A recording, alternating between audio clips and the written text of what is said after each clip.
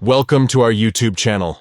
In this tutorial, we will guide you on how to open your reports in Facebook on your PC. Reporting any issues or concerns is an important way to maintain a safe and positive environment on the platform. Let's get started. Step 1. Open Facebook on your PC by visiting facebook.com and logging into your account. Step 2. On the top right corner of the Facebook page, you will find your profile picture. Click on it to access the drop-down menu. Step 3. From the drop-down menu, select Support Inbox. This will take you to the Support Inbox section. Step 4. In the Support Inbox, you will find various options. Locate and click on Reports About Others. This will allow you to view and manage any reports you have made about other users.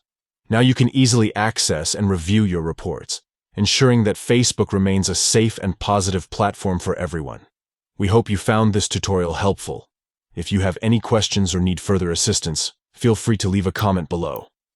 Don't forget to like and subscribe to our channel for more useful tutorials. Thank you for watching.